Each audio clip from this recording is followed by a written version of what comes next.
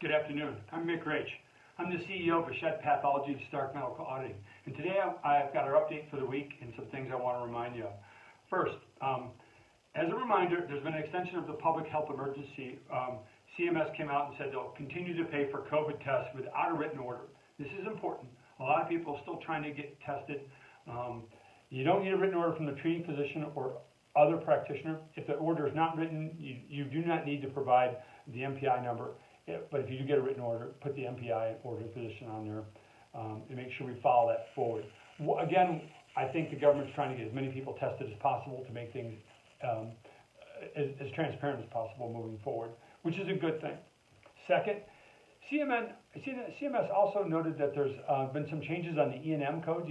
These are evaluation and management codes. So providers can actually counsel patients who are worried about having to stay at home because of COVID. This is the counseling about self-isolation and/or testing.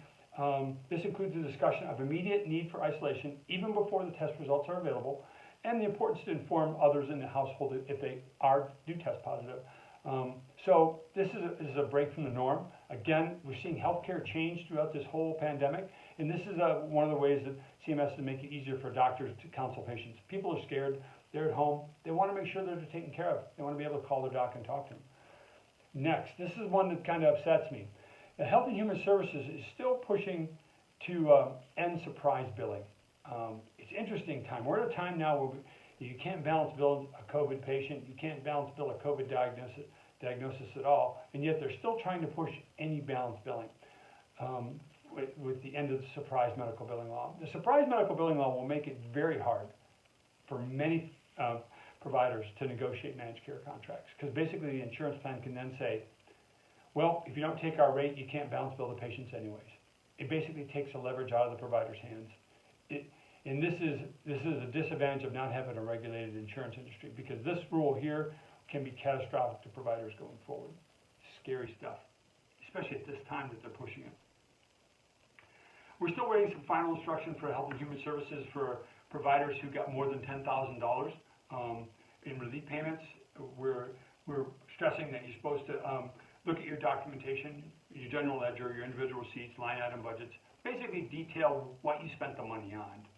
So, for example, if you got a bunch of money, you spent extra money in the lab as a Part A person, Part A compensation for your health system. Maybe you had extra clinical hours.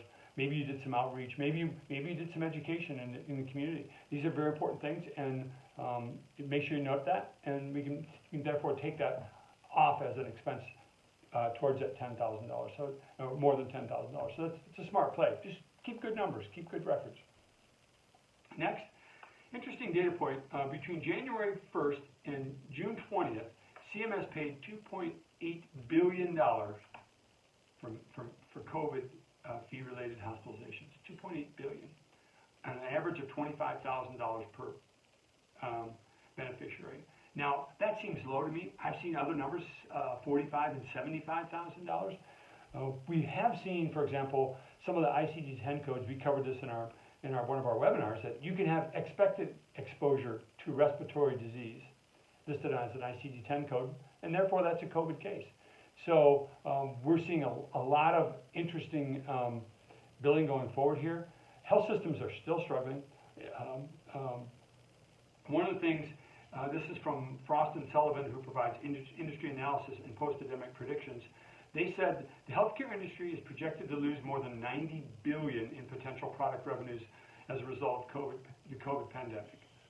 So this goes along with what we hear. Many health systems are barely working. They have 40 or 50 or 60%. They lost a ton of money in April and May. In fact, I saw my first commercial this week for go back to your doctor. It was interesting. I was watching hockey because obviously I love hockey, I love sports. And they actually came out and said, there was a commercial saying, go see your doctors. It's okay. It's safe to go see your doctor. I thought that was interesting, because I think elective surgery is still struggling in some areas. It's going to be an interesting time. We're not done yet. We're going to keep fighting. If you have questions about some of this stuff, pick up the phone. Call us here at Stark. Call us here at Vachette. We'll do our best to help you out. I'm Mick Raich. I'm the CEO of both those companies, and I'll do my best to help you out. Thanks. Take care.